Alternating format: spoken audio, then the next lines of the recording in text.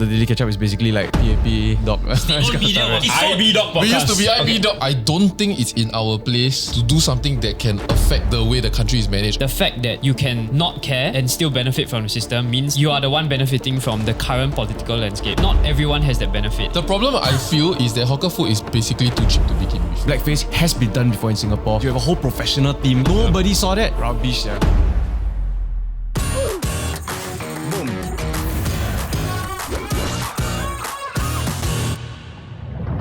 Okay, so I think we've seen a lot of online sentiments, especially relating to our political episodes. The comments, like, I don't know lah, it affect me a bit personally lah. Even though I honestly, I'm very not involved in politics, but there's so much that goes on behind the scenes that I think most of the audiences don't see. So I feel like there are a lot of misunderstandings here and there. But at the same time, right, I think my major question is that is TDK an echo chamber when it comes to political content? And I wanted to get like you guys' views on it. Why do you think you don't care about politics? No, so I had a conversation with Alistair a couple weeks back, right? And the reason why I don't care is because I feel like no matter which way I vote or whatever, at the end of the day, right, you're actually voting for the same people in power and the same games are being played on a level that you cannot ever really affect or influence on. To me, that's my take. But he brought up a very good point, which is that I have the privilege of saying that I don't care and I won't be affected by it versus other countries where really affect them on a day-to-day. You're really voting for life. Really. Yeah, as I said, if you have the ability to tune out from politics, or if you can say that, politics doesn't affect me, right? I think that's a position of privilege, because the fact that you can not care and still benefit from the system means you are the one benefiting from the current political landscape. Not everyone has that benefit, and sometimes people have to be political because, like, for the minority or for like the migrant worker, they cannot afford to be non-political because they don't have the luxury of the system giving them that benefit, right? I think for the most part, American politics were like that also. Before, let's say, the Trump era, you don't really see what the campaign slogans are in the past. You only know the campaigns where they say, get out and vote, get out and vote. They are literally just trying to get people to vote. Yeah. Right now, the votes in America is like, what? That really defines the tone and mood of your country, really. My hot take is that in Singapore is that one place where if you don't care about politics, right, it's not about privilege. It's you're shooting yourself in your own foot. Because I think the politics here, right, affects everyone, and not in a way where one party is advocating for a group that should have to care about politics. It's not in the US where let's cut down on police brutality and the other side goes, no, let's make police officers immune. You know, like that is a, you know, and then you say you don't care about politics, you're probably a white guy who doesn't have to worry about being stopped by the cop, you know? Sure. That is the kind of politics. Here we don't have that situation. Here is, if you give the PAP your agreement on this, if you are saying, I agree with this economic policy. And then if you are saying, oh no, I vote for the Workers' Party or whichever other party, you are rejecting the government's policy and you're saying, this is the policy I believe in. Stuff like migrant worker rights and all this, right? A very small, like almost minuscule percentage of the population cares about it. Vast majority of people, they're like, I have bigger things to worry about.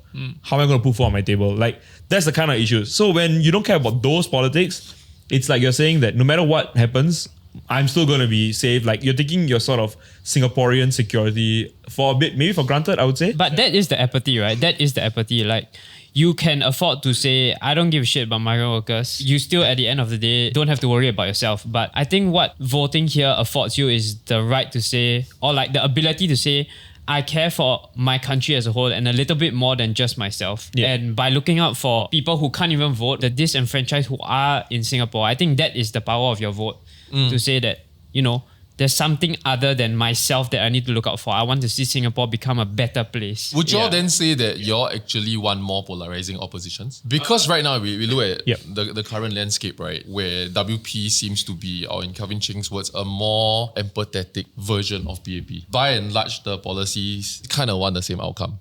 Yeah, but it's just different ways of doing it. And then one is actually a doer, the other one is actually a checker, sayer. And not because I personally believe that this kind of policy should be put into play, but rather that we should let the democracy decide what kind of policy or what kind of party governs the system, instead of saying we don't even have that choice. Then obviously the voices that are not being heard will not be represented because they don't have that choice.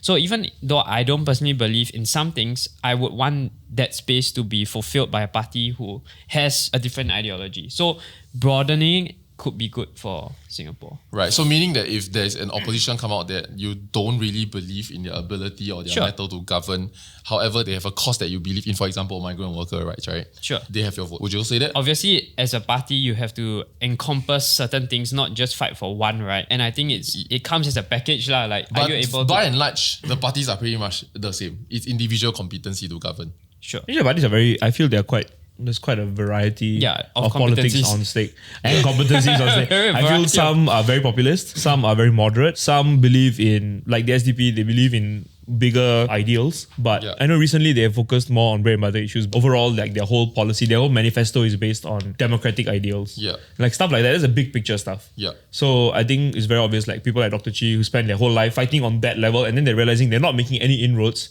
because people in Singapore don't care about that message. Yeah. And so they have to pivot. If not, they're just never going to get elected, never going to be electable. Yeah. And then now you see that they've made like this sort of turn, and that's why Bukit Batu, Bukit Gombak is such competitive places. Because I mean, when I say competitive, I mean that there's actually an outside chance of these guys getting some numbers there. Yeah. You know, I'm not saying they're going to win the SM straight away, lah. Yeah. But I do feel they've a lot of assets have disappeared over the years. Big one would be Dharman. Like my opinion and the opinion of the people that I talk to a lot, Mr. Dharman was asked to secure the presidency. My perception of it is that it was looking shaky, it was looking risky. Yeah. So, you know, it was a big card to play and they played it, in my opinion. But I also see many other problems, you know, this election cycle. I feel like losing a speaker of the house. And personally, like, I don't know about other people's politics, but my politics is that I don't really care about who you're sleeping with. Yeah. You know? My bigger problem with him is when you are a He speaker. didn't get fired though. He resigned. James is advocating for the government to do more for lower income families, and then he calls him a fucking populist. That is my real problem with him. Yeah, let the people decide whether they care about. I feel Nicole, Leon, Tan Chuan Jin, and Cheng Li Hui all should have been allowed to let the public be the referendum. Let the GE be the referendum on whether this matters to Singaporeans. But that's how the slippery slope begins, isn't it? I'm not saying I agree or disagree with whether or not they should stay. But once again, it's all four of them resign. Maybe they were asked to resign perhaps. Sure. Yeah. The truth is that it's not like, they broke some party code and then all four of them are like kicked out. Actually, is that a code? Do we know? Like code of conduct for this kind of thing? I think there's a code of conduct, but also like let's not get caught in a marital scandal. Because the shares are affected and it's not just you, the entire company shares get affected and then all your employees with vested stock options all get affected. I think similarly, no choice. Plus, I don't think if they were to make it and if they still retain their seats, whether their political parties will also still want to retain them and risk it. Just because I think public sentiment is as such, or your assumption of what public sentiment is. I think speaking of referendum, because you brought it up, I think that's a really good point in which we don't have enough of in Singapore. Because if we actually talk about the very early point that Ellie brought up, all parties come with a package. You may like one thing that they have that the other parties don't. Maybe it's certain social issues that they actually stand on. But everything else sucks. How do you actually make your voice heard? That you actually like them for this one thing and not everything else. Yeah. Because I think that's a problem. A lot of people do end up voting PAP. Just historically, that's what the majority has voted for. But not everybody likes everything. I think everyone likes maybe a majority of the things they bring up. Referendums actually help introduce certain individual issues in which the entire nation can vote on, and that's something that we actually don't have enough on, at least in Asia. I think that's something that maybe could be introduced when it comes to certain things. The second thing is that I think there's a lot of emphasis that we place on the government or on politicians to solve social issues. I know that they're there to really help broad strokes, but I think it's also up to ground up initiatives to actually help quite a lot of these other causes, and I think there is opportunities to do that. Not to sound super government biased again, but they have introduced this platform. I can't remember what it's called for the life of me, but it basically is a platform where people can go on there, suggest an idea. Reach is one, but there's one more, and it's part of SG60. I can't remember. I think SGPO. Storm works on the other side of things.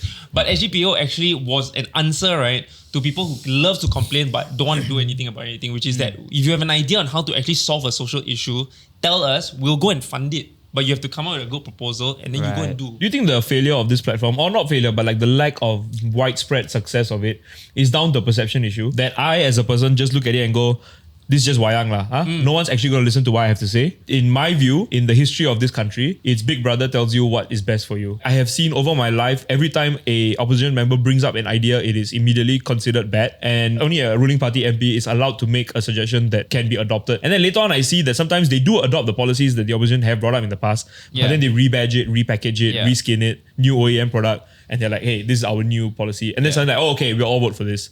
So that's just because I don't want to give the opposition a win. Fair enough, that's just politics, right? You don't want to hand the opposition party a win. I think in the past, that perception holds true. And I think historically, yes. But I think I've seen a shift in that stance. And I think the first was when NCMP or like PSP came up with a motion to help hawker centres. Sure, PAP wanted an amendment and it was honestly like such a small amendment that was really a win for PSP. And I think that was quite surprising to see, oh, okay, they're all validating an idea that was actually brought up by PSP so close to the election some more. The other thing also is that I feel like with a lot of these platforms, I think there are people like you who will provide a lot of data to back up the ideas. But I think there are also a lot of people who have a lot of things that they're unhappy about. But when they actually get to the crux of it and actually think, okay, how do we actually solve this, and research it and realize, actually, maybe what we have today is the best possible outcome. I think that's what a lot of people don't see. And again, it's not that I am PAP leaning or government leaning or whatever. I think we've been very fortunate through a lot of elected members of parliament. We actually start to understand what the trade-offs are. And it's not that they ended up on this particular policy or initiative because it was the best or someone's idea and then we all just validated it. It's that they actually really looked at all the possible outcomes and scenarios.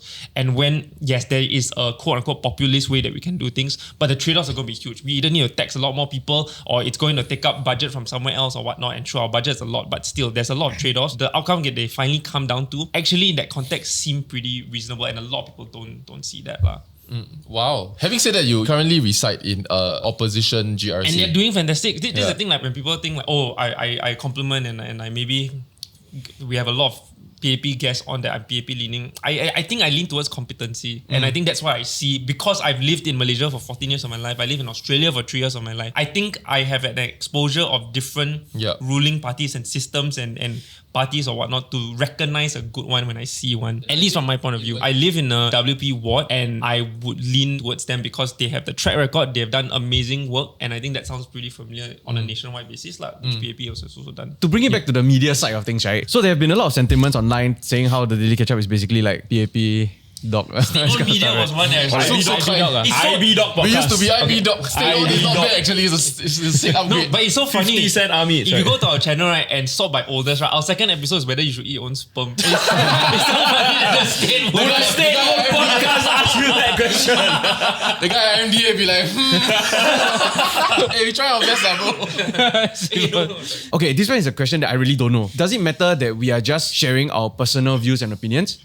Or do we actually have a responsibility to make sure that this platform is a fair one? And what is fair? If platforms had to be fair, like mostly all of America's news would not exist. If they actually had or bothered about the responsibility to be fair, like most of the news in America would just disappear overnight because they don't give a shit. It's not just about the responsibility of being fair. I think if you look at successful media, not state-owned, but ones that have to operate commercially or as a business, right? You can't operate as a completely neutral down the middle. Sure. Like middle ground, try it.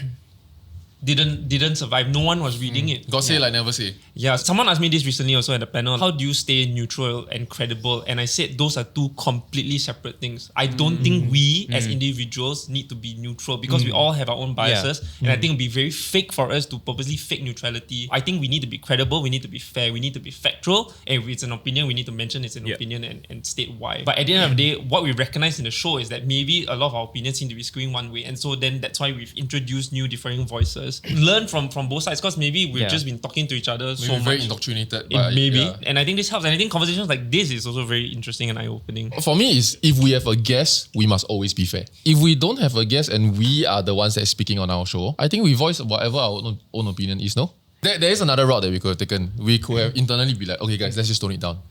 But then that's silent, that is self-censorship on our part. I feel like, why do we want to add another voice that is not saying anything? I want to say the first ever full minister that came and filmed with us, right? Like the level of trust was on the floor. Like, the day before they sent dogs to our office to bomb sweep. Then after that, somebody, they're like, we might kill him. Like, I mean, that's crazy. It's not even they're scared we character assassinate. They're scared we shoot him. The first minister we filmed was not necessarily the first minister we published. So then, where are all the exits? Where are all the windows? Where are all the sprinklers? Do we have sprinklers on top of the set in case there's arson during filming? Right. Then where's the nearest fire extinguisher? What are the personnel that's going to be on that level, that floor? That's like, yo, we just invite you, come and talk about something. But back then also, it was, if I'm not wrong, probably the first minister on a local podcast ever. So they also don't know how to approach it. They also don't know who the heck we were. They're probably looking at our sperm episode, wondering what the No, but after that, right, then like, okay, I think they realized, guys, I think we're overreacting to podcasts in general. Yeah. Like, this is too much. There might be nobody, but it's fine. SOP lah. SOP lah. Maybe they didn't know what they were doing. I just want you all to know what it took to get this thing started where you all see like, oh, ministers are on every podcast now, got election coming. This started when it was no election. We just vote. Shall we, and then we really spent a lot of time trying to pave the ways, I think. I do think sometimes when ministers on this show, something I've observed is that we take it a bit easy on them. If I can clarify my position also, right? I mean, number one is very clear, we are not stay-at-home. If it seems that way, it just seems that way. If you're stay-at-home, I don't know how I got hired. Somewhere along the line of vetting process. Can I say that when I was interviewed and hired, no one asked me what my political leanings are. I was just we already knew. We did extensive check. Okay, well, you are here to whitewash us. My ISD agent who's on my phone already told John. You already told John everything you need to know. No, I think it's important, right? Why it looks that way is that because we've had a lot of maybe ministers or like incumbent MPs on. And the nature of it is that we didn't start this show to be a political show. Again, like I said, second episode was whether you should... What was our first episode? I can't remember. I don't know, but somewhere along the lines, we talk about pedophilia. How we did talk we about derail incest. so quick? Like, our episodes were wild, and it just so happened that as we started to, very fortunately, get more views, like there was an opportunity for us to actually have a minister on the first one, and we didn't think it was even possible. And when we realized that, oh, wait a minute, this conversation, I've never seen him have that on any other platform. It felt like, oh, okay, I think let's have more of these opportunities to ask Kipo questions that maybe people are thinking about but never got the opportunity to ask. And it just kind of worked that way. And so then ministers happen to be, part of the PAP government. That's just the nature of it. But we've also, we had Dr. Chi on very early on. We had Dr. James very early on. But it's just the balance doesn't look great. I think everybody at this table and probably everyone who watches loves Singapore and wants the best for the country. I don't think it's a matter of, I think your views are bad for the country. I just think we have different ways of how we think what's the best path there. By the end, the journey is still we all love Singapore and we want the best for it. I feel like first of all that's not true. I think we do ask the real questions also. It's just that we ask it in a very respectful way. So it's also how xia tai, like we do address it, but we ask it in a way where we're not trying to get a gotcha moment. And I think a key reason we do that is because at the end of the day, I'm mindful that at the end, we are podcasts, then they need to go back and govern the country or like go and fight in parliament. I also don't want to affect their lives and their careers or their ability to govern. The other thing is also that we want them to tell their colleagues, okay lah, they're not busted, so that they will come back. And I think that's why lah. When we question and impugn like people's integrity, like stuff like that is very demeaning. And it demeans our country on a whole. And I think both sides can just be better about it. So as far as, bring it all back to the podcast and how we treat our guests. Firstly, you treat your guests nicely because you should just be doing that as a regular human, know. Can I share some of the OB markers? So the process is most of the time we invite them. If not, sometimes we hear from their press sec or like if it's opposition, then sometimes they reach out direct or whatnot, right? So usually what we do, guys, just to be transparent, is that we do tell them broad strokes, this is what we are talking about. Sometimes the broad strokes is very late. Election coming up, let's just talk about what's your plan, But sometimes it's like, this particular issue, like Israel-Gaza, where is Singapore's position? Can you all come and weigh in? So we would state this is our key questions we want to ask. And then sometimes they will tell us what's the OB markers. Or their press secs will tell us what they don't want to answer. And I can tell you very honestly, it's usually a combination of these few things. They don't want to talk about their wife. They don't want to talk about their children. They don't want to talk about another country's policy. And the last one is that they don't want to talk about another colleague. By and large, I think about it and I agree. And the OB markers, correct me if I'm wrong, does it go beyond that? It's really, at the end of the day, I feel like what we are trying to do is we are trying to optimize for a good episode for our audience. But then these people go on to do their real jobs, whether it's foreign policy or they have to go and fight and argue in parliament. It's really not worth it for them to take a personal hit on this little podcast. So I think that there's two parts to this. The first is that we actually break our episodes into two real parts whenever there's a POH involved. And I think to me it's modeled around the first ever episode that we did publish, which was with Minister Chan Chun Sing. And that was the most eye-opening one for us because the first half we actually spent just getting to know him, and it was an opportunity for him to really show his personality that a lot of people didn't see. Because at that point of time he was like the butt of the joke. Cotton come from sheep, kichu, all of that. And for him to actually just be completely real, right? until today, I still have people tell me that was their favorite episode of Minister because it really changed their perception of him. And so I think with that, with a lot of ministers that we have on, we realize that we want to ask get to know you questions because they really don't have the opportunity to do so, even on their own platforms. Because their own platforms, right, they cannot risk the algo and all that. And I think it's really helped. Like, we want to ask them about, like, why did you become a politician? Because you can clearly earn the same or more in private sector, and your kids and wife don't have to be under public scrutiny, and you don't have to beg for votes every 5 years. Like, that's a very real question that we want to ask all of them that CNA is not going to ask. ST is not going to ask. And so those may seem like softball questions, but it was very intentional for us to be able to show a side of them that no one else has seen before. And we'll do the same for opposition MPs as well. The other thing, right, is that, and I think a lot of people have also mentioned, like, I can't believe you got Lawrence Wong on and you talked about MBTI. Guess what? That was the most replayed, clipped out section. People want to, like, we also have to cater to what draws views. And unfortunately, some of you may feel that that's a softball question. A lot of you want these kind of conversations. No, it's not just us. I do want to say, I think what people didn't pick up on is the fact that episode is the first time I see, at least, a member of PAP change their stance on the need for opposition in Singapore Parliament. And it came straight from the PM. Yeah. At least for what I saw, it was the first time here. In fact, when I asked that question, right, I expected him to echo some form of, when Lee Hsien Loong talk about this way is a bit dangerous because you might get a freak election result because you just want check and balance, then now you have new governors, right? I expected him to kind of echo a version of that, then I was prepared to challenge it. But then he'd be like, check and balance and go. And then like, oh, okay, that's new. And when that went out, there were a lot of media coverage on the fact that our PM came on the Daily Ketchup. None of them covered these questions that we asked and published. Most of them talk about the MBTI. Yo, that's not on us. We did both. Yeah, we had. I think we had questions that we may not normally would have asked him, but he really off camera said, just bring it on, just ask. And we really did. I mean, like, we all know, like, he's changing definition of success and trying to let people, like, take different paths, whether it's a traditional looking job or not. And I personally was very vested in this, and I said, how can you ethically tell a 14-year-old like boy to do that? I don't think that's the right thing to do. And for him to actually address it, I thought good of him. I thought it was a good response. Yeah, and we are trying to learn. So, for example, right, like, these people, their job is to do these things, right? People will ask why we never challenge them or push back enough, right? But half the time, if, like, let's say I invite a psychologist here and they're telling me about some concept or framework that I never hear before, right? I'm going to start challenging them on that, man. No, what? I also don't know what. So I listen to them, really, like, oh, that's interesting. Then I go back, then I research more. Then on the spot, an opposition member or whoever, a minister or whatever is telling me about how they do certain thing, right? On the spot, for me to challenge. I don't think it's everyone's job to be an expert in everything. Right. But I think it's all our jobs to question and get the answers that we need. I constantly have to remind ourselves that as much as the streets do call us the biggest podcast in Singapore, that chill, we are just a podcast. I don't think it's in our place to do something that can affect the way the country is managed or even affect the way they get buy-ins to affect certain policy.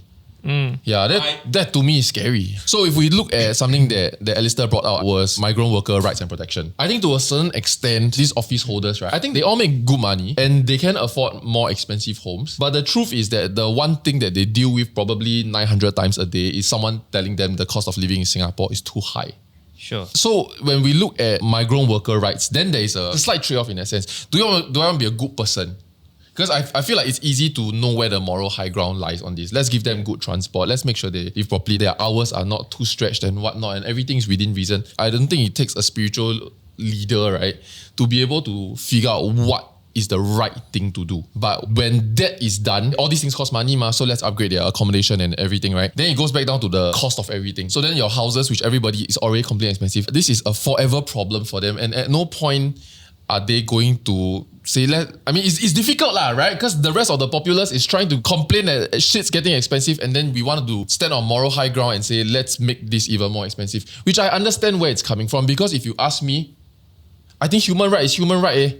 I think human quality of life is something that we cannot sacrifice on as humans, not even as Singaporeans. The problem with this is that a society is only as good as how it treats its last, its loss, and its lead. Yeah. Today we see how in the US, the bottom line has been compacted and thrown away. Yeah. They literally, in their efforts to save a few dollars, stopped Ebola prevention medication before realizing, we maybe don't want to do that. And that's just one example that was rectified. There's so many thousands of other examples. That is based on your framework that society is graded on its lowest common denominator, right? But that one, okay, so the USA... I would argue that society is graded by its average. By the middle of the bell curve. Even if we are in the middle, let's say, how we treat the people lower than us. I think there's so many cases of domestic workers, domestic helpers being like treated like absolute shit. Not even food, burnt, abused, beaten. Every time anyone brings anything up, we'll be like, oh, okay, better than Saudi Arabia. Is that really the comparison that I want to live in? Yeah. Is that who? Am I supposed to sleep peacefully at night going, I'm better than Saudi Arabia? Yeah. No, but isn't it endless though in that sense? Because by the human rights standard that we hold to ourselves and what we allow our children to go through, if we hold that standard true to everybody, then there just shouldn't be people that are poor. There just shouldn't be people that cannot afford food, regardless of the mistakes that they may have made in their life. I mean, a lot of it is also systemic and not their fault. I recognize that. Or rather, if like Dan, for example, that has a helper, he works 8 hours a day by contract, then she should work 8 hours a day.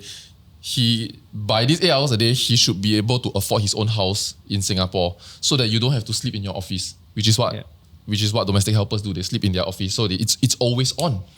If we continue and push to this extent, then every month then take his salary, he just have to transfer it all to the helper. I think this is a very common reaction to any issue that is ever pointed out, is that we always, as a people, immediately jump 10 steps forward and going, oh my God, we can end up in this spot at some day, and so therefore we shouldn't make any effort at all. There are small things that, we can do that we don't have to immediately think about the slippery slope first. If I think migrant workers who work on a construction site where they tend to die quite often, as we have seen, recently, a lot of tragic deaths on construction sites. Maybe the year before. A lot of migrant workers who were reached out to by activists. Turns out they've been the construction guys had been giving them packed food that had rotten like 9 hours old, cooked food. Stuff that you wouldn't even it smells bad, kind of stuff. And it's just there's not enough nutrition in there for them for the amount of labor they do. Yeah. So I think the bare minimum, and this kind of thing, right, is happens a lot. People know, but we keep a blind eye to it. I think this goes back to the kind of Singapore they want to build. We want the best for Singapore, but I think this is the divergence in the path of how we get there. I think it's a political issue to some level, but I think the deeper root of the problem is that it's a societal problem, because migrant worker rights, I think important. I think it's hard for a lot of people to relate to, because it is a Singaporean versus non-Singaporean issue. Just take hawkers, for example. If hawkers were to increase their prices, people would literally feed us so that they can have a better standard of living, but it means that we all pay higher food prices. I think most Singaporeans don't want that also. And these are Singaporean hawkers. So I think if people already don't want to help Singaporean hawkers increase their prices, I think, let alone the trade-offs between houses and foreign workers, I think even more difficult. On this small, just a small tangent on this, hawker-ish, right? A lot of the circles that I'm in and the streets. I don't want to keep saying streets, guys. No, say it's your thing now. This is Lorong what now? All right. The streets there. I hear a lot about. I want to support the hawker world. I want to support hawker culture. I just don't want to pay for it. No. It's not even that. I think a lot of people agree that we pay. Too little for what hawker food is worth. We do. I think we should pay more, and people are happy to pay more. The problem is that the hawker world is predominantly ruined by rent-seeking landlord culture.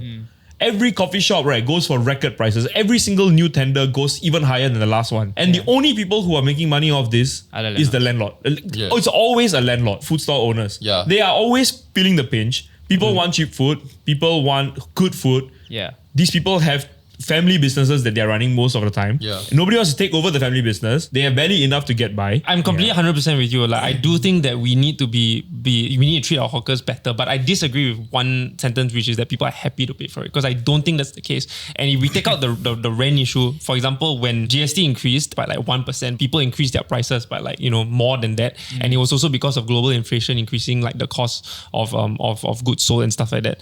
People already complain, 50 cents more, even though it's only a 1% increase.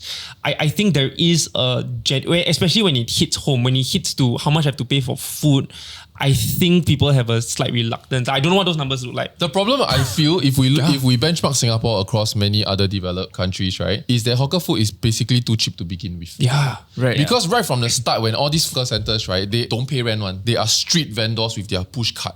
And then government bring all of them in for sanitization and organization reasons. So many of those first gen street hawkers, right, don't even pay rent anymore until they die. Oh yeah. But maybe they pay for their own electricity consumption, I guess. Yeah. So then the new people come in, okay we need to rebate the taxpayers. The taxpayers cannot be subsidizing another business while they make profit, right? There comes a form of a bidding system. The people that can afford it love Singapore for. And the people that's pushed out of the system hate that it's like this. No, sorry. So the various issues that you have brought up, right? Who is the one that's trying to figure these issues out and weighing out all these things and is there a particular sector that's why we of the have government election season and shit like this, right? Now is the time we ask these questions. Correct. So the government or like whoever these parties are, they are going to choose the issues and provide the potential solutions. And then based on those things, then Within a manifesto, it will contain almost all of the issues that are being talked about, even ones that maybe people aren't talking about, but they feel are necessary to talk about. And then they all have a certain stance. Outside of election time, then the parties that have been voted in will have been working on the things that they were voted in for over the last 4 years. They usually have the mandate to go and execute those things. Yeah, so would you look at the previous election and the party that was voted in, then look at the causes and issues and whatever, and if the things weren't solved, then like change, a report card. yeah, then you just flip over and see what happens. We could. I mean, so then the argument on the streets is that Singapore may not have the hinterland to suffer too bad. No, it's not that Singapore cannot have opposition or doesn't mean the opposition is bad term, okay? But Singapore don't have the buffer to have one bad term. Right. Which means when we vote in opposition to become incumbent, they must already be ready. Where my fear is, right, and this is what I see, I think there is no hiding that I lean towards a lot of the PAP's policies, and for the most part will vote PAP. But personally, I have no allegiance to the party. First of all, I think parties, being called parties is weird. I'm really young at the time. My organization is called a party. I don't care. It's just that where I personally lie is that having the opportunity to speak to many of them of both aisles and being able to ask the questions that I ask, and perhaps with me ingrained as someone that starts a business, right? Because they are the people that is fighting in the arena. Then there's people that is standing at the side saying you can fight harder. I empathize with those that's fighting in the arena, the gladiators. To me, that's where I'm coming from, and I feel like the worldview that I have in our internet community is that everybody is already complaining that not enough is being done. Everybody is already angry at the incumbent and everything. Which, sure, I mean, if you fell out of the system, or rather you disagree with the system, or the system doesn't agree with you, you have every right to be unhappy. I feel like there's already a million voice that is doing that. Okay. So where I use this platform or my platform wherever I go is that I would like to talk also about the good that is being done. Because in my privilege, I have benefited from the system. And I believe there's a lot like me that benefited from the system. So then I just talk about what I agree about the system. And I know then that looks like I am a government mouthpiece. Maybe to shed like a spotlight on one criticism on John or on TDK. If you are always being seen as the person who is bringing up the good things that you have enjoyed, also good things the bad that you things see, just not in balance. yeah, it's just that, it's overwhelmingly we talk about the good stuff, is that it feels like you have an agenda. This is your agenda, is to make sure that everyone knows the good stuff. Like surely, no one is perfect or no one is having a perfect life. No one is like truly 100%. I love everything that I'm living in now. Yeah. So if people see it as I don't see you talking about the stuff that makes you unhappy. Yeah. Yeah. I think some I don't talk about when topics I quarrel with my wife. You know what I mean? No, but I think not some that lah, topics we are don't just like strangely missing from the conversation that sometimes people think we should have. Or like important things that the people are talking about, but it's like conveniently scattered around. Such as? And so maybe like gerrymandering, Chinese privilege. But we've done episodes on both of that also. Subash. Yeah. I feel like these kind of things that sometimes they are missing from the conversation, and the absence of that in itself makes it feel like it's almost as if it's softball. I think that's a fair concern, but I also would say that I feel like we will miss the mark, right? If everybody is saying something already online, or when we go on Reddit and Highway Zone and there is a 90% like sentiment on something, and we do an episode and we share the exact sentiment, I think it was a complete waste of time. And I think with a lot of the issues that you mentioned, we see that several things like maybe Subash, for example, if we were to do the episode, because online sentiment was actually going one way, we would actually reinforce our bias almost, our political leanings by actually going the other way completely. I think what we try to do is also not do an episode that feels like you say but you never say, because you know what I mean? We take one step forward, then we go one step back to balance the argument, right? Yeah. Then it feels like this episode did not actually voice a certain opinion. Unless it comes to human relations and all that stuff, then okay, we always want to be balanced. So when we got guy point of view, we try and get a girl point of view, blah, blah, blah, right? And that's why we also split out what men thinks versus what women thinks in the little mini series as one episode as an opinion, as opposed to we try and combine. I wanted to talk about your views on certain things on the Subash issue, right? If I'm not wrong, Subash is an activist for minority rights representation of probably just less racism in general, right? Or racism awareness. Basically, when they published the video, right? Yeah. Then he and the sister received a very stern warning. Following that, then he made another comment separately that then was what got him charged. This clearly is a preemptive move to try and halt or clear, to make sure some form of racial camp does not occur in Singapore. Do you all agree with such a practice to preemptively curb these things. Even though I think anyone with common sense know that there is salt in what Subash is trying to advocate. With everything that Subash did and where he is now, I don't know whether he has different thoughts on it now. And it's not like we share one Indian Wi-Fi where we have, we know what each other are thinking. Yeah. I think that he did cross the line at some point. Execution. It went a bit too far. And like you said, the issue is not about how far the minority speak out. It's about what happens when one day the majority decide to reply. We've seen this before, Singapore, not you and me, not us, but we have taken this to the streets before. Yeah. Maria Hertog. Not the same shit. Not the same streets. Not the same streets. streets. Maria Hertog happened on a different street. But we know the consequences that can come out of this shit. And we don't want to fuck with that. And I know that the government's preemptive measures are all in service of ensuring that we don't go down that path again. That we don't end up with buses burning, with people hitting each other over race. We have seen that happens today in other countries, and we will do anything to avoid that. If that means that they have to throw the book and completely shut down one guy, whether he's brown or not. Preemptively though. Because he didn't create a riot, man. No, let's he didn't. Be fair. It's just that the fear of this going down that slippery slope. I guess the final question is, as a Singaporean, are you comfortable with seeing someone get shut down like that hard, even before committing any sort of crime or anything like that? Well, a crime in their words, I guess, hurting feelings, inciting. It is a crime. It is a crime. So in that sense, it's a crime. I don't know about you guys, but as a minority, I don't want to come to a situation where one day I have to actually walk the street and be like, am I going to get beaten up for being brown? Because someone else started saying something, and then I may agree with some of what he's saying, but the way he said it, he's going to incite backlash on me and all the other brown people that I know. I think it's figuring out where the goalpost or where the line is when it comes to raising awareness, right? Because I think at the end of the day, if we look at Subash, I think what he's able to do compared to a lot of other people who are maybe activists or people who are calling out is that he gets the attention and he gets the awareness. It's just about the execution. And right now, right, we are leaving it up to, I'm not sure whether it's the courts or the government or law enforcement to decide where is hurting feelings, where is that line drawn.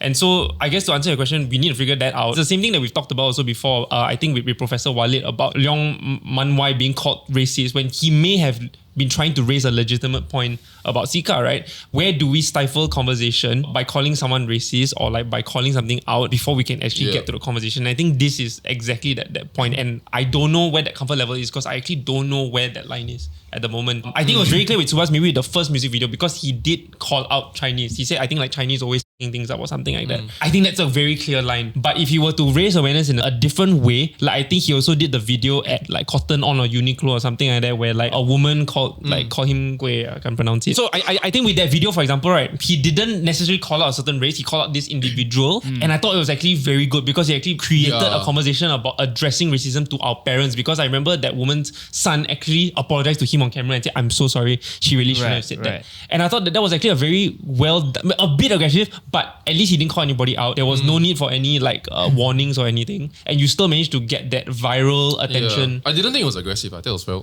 My issue again with that song, you bring it back to that, is that the scary thing about any of this is when you generalize. When you make it sound like everyone in that race is doing something, that's the stereotype itself. You know, if you're saying, all Indian people do this. All Chinese people f things up. That's like a stereotype. And I don't believe in that. I know that there are allies, there are people who just don't care, and there are people who are actually, going out their way to be racist. That exists in every segment of society. So when it comes to whether or not the government preemptively doing this to shut him down is fair or not, I think if you want to be preemptive, then do it properly and do it fairly. I think a lot of people are happy with these situations because a lot of them refer to like the Dennis Chew one, where he did blackface, nobody caught it, and there were no repercussions. But if you look historically, blackface has been done before in Singapore, has been criticized heavily also. If you look at the potential for racial disharmony, the brownface or blackface could have easily also caused that, but there was no police warning, there was no repercussions against it. No, but it was taken down, right? It was taken down and they had to say sorry. But they threw the book at Subash, but there was a difference in treatment. And again, the Dennis Chew one is not the first time. And it's almost so obvious. You have a whole professional team. You are from a business. You're not an independent creator. You have to go through so many levels. Nobody saw that. Rubbish, Okay, so now we're opposing, right? Oh, this one gonna kill me. You don't kill me too hard. Yeah, that's right. You want to defend blackface? Go ahead. Yes. Let us know how. This is a hill John will die on. You want to take one step back?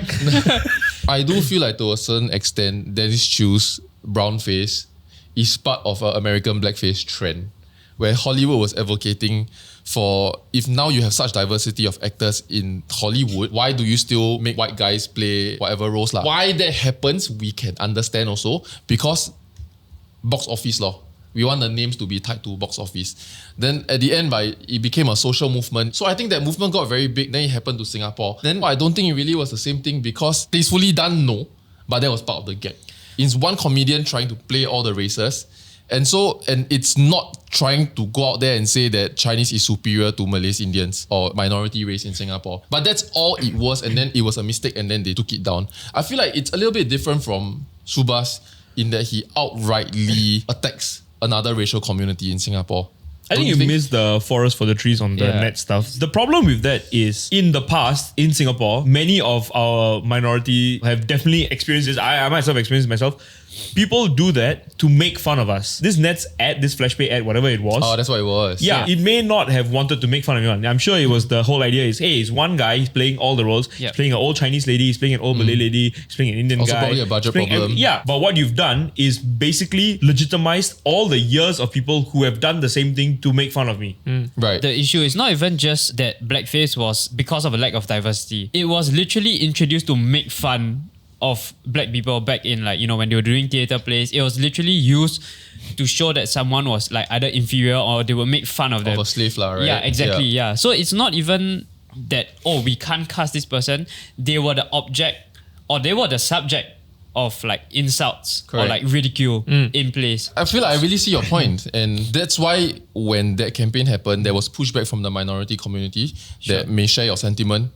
And then the campaign suffered for it, the company suffered for it, and then the ad was taken down. If something like this has happened before, then why is there no preemptive measure to make sure that this doesn't happen again? So this comes back to, the answer is not more prison. The answer is not more government. The answer is not more scolding. Yeah. The answer is less. The answer is more talking. The answer is more education. Discourse and education. Yeah. Racism is a sign of ignorance. You are racist because you are ignorant. The solution to this is, the lack of ignorance is to educate. We all stand on different grounds. There's problems from the ground. There is cost of living stuff. There's things about my children and my job. And please feel free to counter me, right? All these are very real problems. And then there's also moral high ground. What's the right thing to do as part of the human race? And someone needs to make the call on it.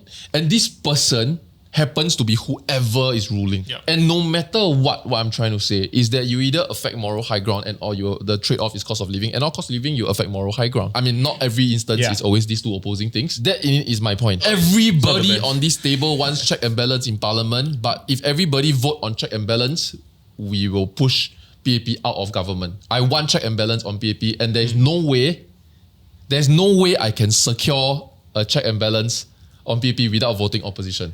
Then how? That's where I think is a problem. Democracy is not the best. It's not a good system, but everything else is worse. I think that's the quote. Everything else is complete shit, which is true. And I think, yes, we do need electoral reform. I think we need a whole of government electoral reform. I think it comes down to what my big view for Singapore is. What I want to see in my lifetime before I die. I want it to be representation based on vote. If a country votes 60-40 and parliament is comprised of 89-6, that is not representative of the view at all. I don't want any party to have 2/3 majority. I want them to, if they want to amend constitution, I want them to seek consensus. I want them to earn the vote from the opposition who are representing constituents in order to do stuff like change the amendment. Because we've seen in the last 10 years how many times the amendment's been changed for things that I feel like should never have been touched. But because the representation is such, there's no way to fight, this 2/3 majority. I can clearly see the con of the 2/3 majority. They amend constitution like that. Like a Google document. Yeah, but when we look at the pros, it's also very hard to deny we can plan 20, 30 years ahead. We can push through unpopular things that we know is good for country, but people will be unhappy. Not even 10 years ago. September 2015, PM Lee said that the only reason anyone has to raise GST is because of profligate spending and bad planning. Is that true? Is the government of a few years ago wrong? Or is PM Lee of 10 years ago wrong? So it's stuff like this, right? That I feel like this argument is quite flimsy if you look at it like a little bit, step back a little bit. Like I feel like it's an argument. Let's have an argument. Okay, sorry. Let's do it. I feel like as an argument, it is flimsy, but we don't look at policy as argument. When the facts change and the conditions change, your argument should change. That's what it means to be educated member of society. That's fair. I think the government should not have a worry that they cannot push through this policy just because they don't have 2/3. Like 2/3, other countries get things done without supermajority. There are very successful countries who do things on consensus. I think we make the opposition sound like they're too unreasonable. As if they were opposed for the sake of opposing. There are many things that they have yay and they have nay upon like on merit. Yep. So maybe I But think they often yay and nay together. Sure, they vote on party line. So does the PAP. Yeah. The last time the whip was lifted was that one time about the house. Yeah. A completely meaningless event that I don't know about you, but as a regular person, I don't give a what happens to Oxley Road. Yeah. We don't Actually, care most things we don't give a Yeah, we don't give a Yeah. Consensus is a good thing. Yep. And Yeah, you agree. should be forced to consider other viewpoints. It is a good thing for us if the ruling party, whoever the minister is, tailors his policy and then amends it to accommodate an opposing viewpoint, especially given that the opposition member is not there because he's there for fun. He is there because the constituents of his GRC, Sengkang, Aljunied, whoever they are, Yeah. voted him there. Yeah. So those people are Singaporeans and their view should also be Must taken be into respected. account. Yeah. So if proposing an amendment and he has the votes to block your bill, you should, in my opinion, in an ideal world, be forced to accommodate that and then pass a bill that is that's appreciated by everyone. Yeah. I do concede that in a consensus finding world, no side is ever going to be fully happy. There's always going to be a shit bill that comes through. I don't know about you, I feel optimistic. I feel that we got smart people and that we can find consensus when need be. I don't think we have to be so scared that we're going to be deadlocked for the rest of our life. Or I don't think gridlock for the rest of only. our lives. I'm concerned about what 2 years worth of deadlock will do to Singapore if there is a deadlock. Not saying there will be, Yeah. but that was great chat. Yeah. We have. Did I elbow you? No. Reach across the park. I elbowed it damn hard, so I need to check on you. Okay, so at the end of the day, I think that was a very real conversation, which I'm very thankful to have. And it's what we aim to do here. For the most part, I think what we want to do is move the needle in a meaningful way. Yeah. And whenever we can do that, I think everybody wins lah. Yeah. Also, if you have an opposition MP that's contesting in the upcoming GE, we don't know when. We are doing this episode because we think it's soon, but we have no idea, right? Yeah. Please ask them to write into us if you'd like to see them be part of this show. And if you want to have more deeper conversations with us, join our community. If you want to share with us who you want us to have on the show and other kind of thing, you can let us know as well. If not, we'll see you guys in the next episode. I think the magic of creating content, at least on this podcast, that works is when there's something that a lot of people are thinking about, but nobody is saying. And that's why I really like the rant about cyclists, because it came out of nowhere. It wasn't a meeting that we said, hey, let's have a rant about that. We're talking about clubbing.